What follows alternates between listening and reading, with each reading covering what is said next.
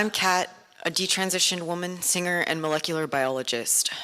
As a child, I was artistic, nerdy, and socially awkward, struggling to find my place in the world. I was subjected to both abuse and bullying beginning in toddlerhood. As a result, I felt alien in my body very early on. If I was a boy, I thought I could protect myself. At 5, I asked my mother if it was possible to change genders, and she said no. For the next 8 years, I disliked my sex, but believed I was resigned to my fate, until age 13 when I came across an online forum for transgender people. That day, I began believing that the reason I suffered from anxiety, depression, and anorexia nervosa was because I should have been born male.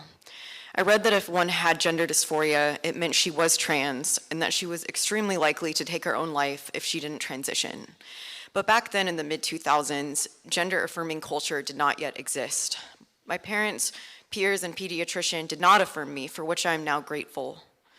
My cross-sex identification persisted until age 17 when my parents took me to a gender therapist.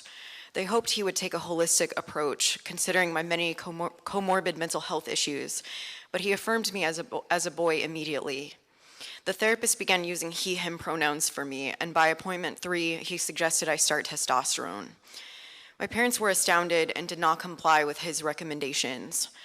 I was unable to pass as male without any medical interventions, and I temporarily desisted, but my unhealthy beliefs about gender, such as you cannot be happy unless you transition, continued to fester in my mind.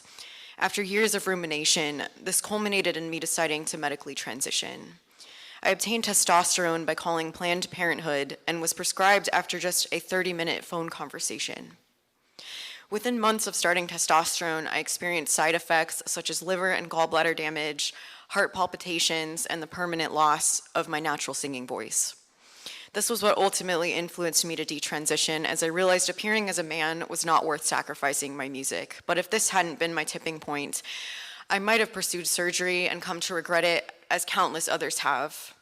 If I had been prescribed puberty blockers at age 13, I'd likely be suffering from infertility, osteoporosis, and/or stunted brain development. All gender-affirming care is experimental, lacking controlled studies and sufficient data on its long-term outcomes, so I caution against treating patients of any age in this manner. However, patients younger than 25, when the brain is fully developed, are particularly vulnerable.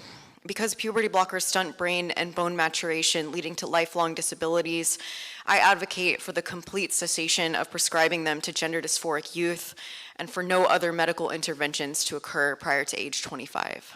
Thank you.